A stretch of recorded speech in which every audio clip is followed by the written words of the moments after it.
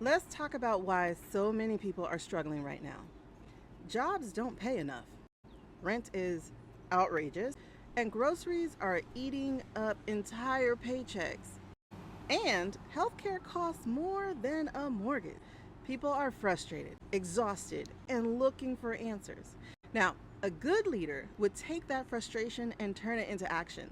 They would hold corporations accountable. They would fight for higher wages. They would invest in social programs to make life easier for working people.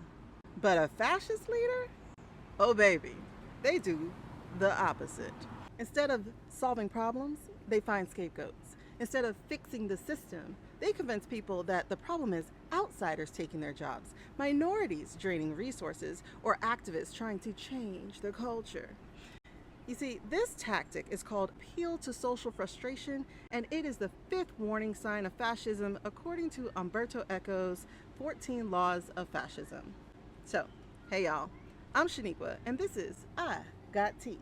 Time to educate America because clearly somebody needs to.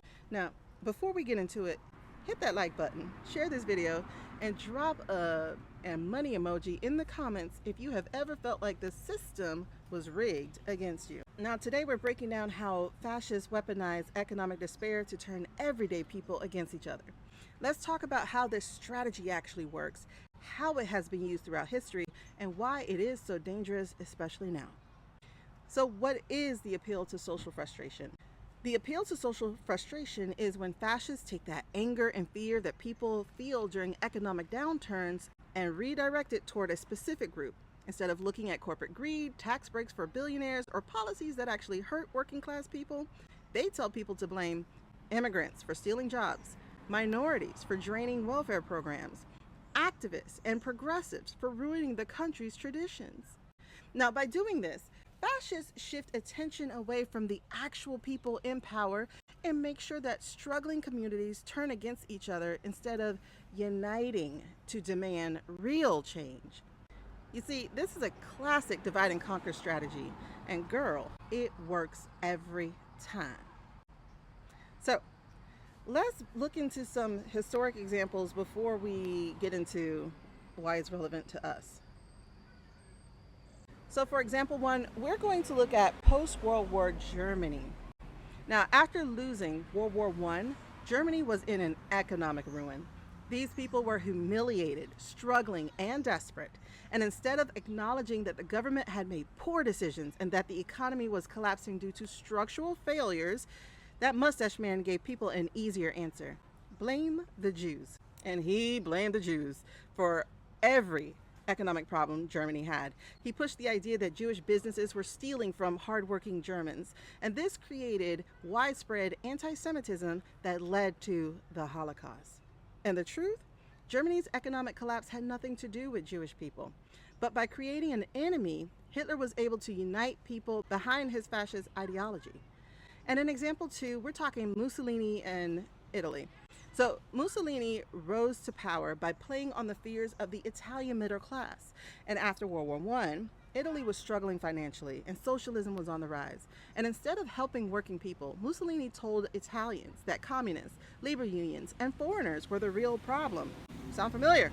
He blamed unions for Italy's economic decline. He painted intellectuals and activists as enemies of the state. And this led to a crackdown on free speech, workers' rights, and democracy itself. How many times do we have to do this in this world? Because example 3 brings it to us, the Great Depression in the US. Now, during the Great Depression, America saw a massive increase in racial scapegoating. Can we figure out why? And instead of admitting that Wall Street corruption and bad policies had caused the crash, some leaders blamed black workers for taking jobs from white men, claimed immigrants were the reasons Americans were struggling, and used economic despair to justify racist policies like segregation and redlining. Y'all, history is repeating itself. Don't believe me? Well, let's talk about how this actually shows up today and in this country. Immigrants are still the go-to scapegoat. Politicians tell struggling Americans that immigrants are taking their jobs, even though studies show that immigrants help the economy. And they blame the border crisis instead of corporations refusing to pay fair wages. And then there's the attack on DEIA, diversity, equity, inclusion, and accessibility.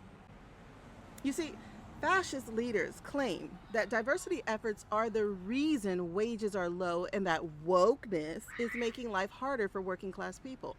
But meanwhile, corporations are raking in record profits and refusing to pay fair wages. Seriously, how did they make record profits while most of us weren't working during the pandemic? Because listen, social safety nets are under attack. Like the House budget right now, like literally raises the debt ceiling by trillions in order to give billionaires an even higher tax cut, like over $2 trillion. And instead of like actually raising wages, y'all, the federal minimum wage is still $7. Where can you live like that? They convince people though that young workers are lazy and don't deserve better pay. Gen Z doesn't want to work. Really? I wonder why. But let's actually talk about why this is dangerous, right? Because when people are struggling, they want solutions. And fascists give them easy answers. But those answers are very much so, often, especially with this administration, lies. Okay? Blaming immigrants and minorities or the poor does nothing to fix the actual problem. Otherwise, we would have fixed it already.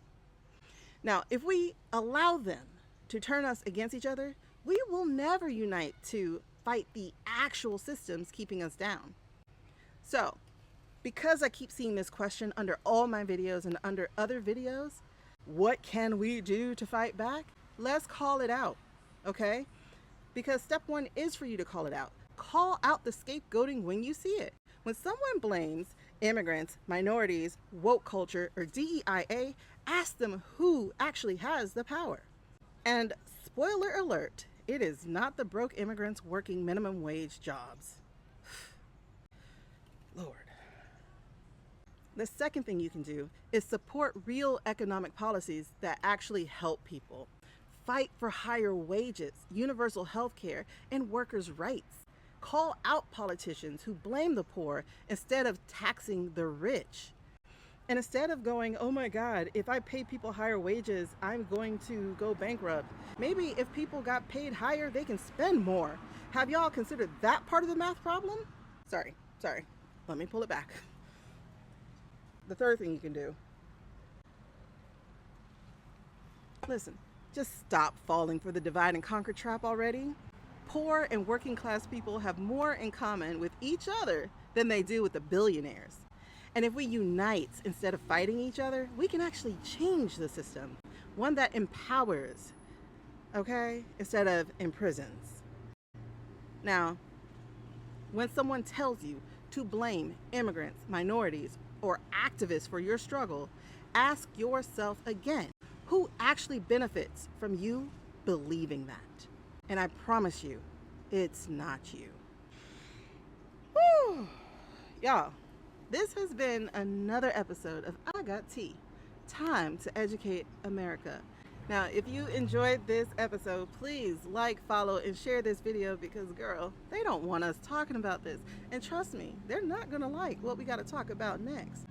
So please help me because the algorithm is trying to keep a sister down.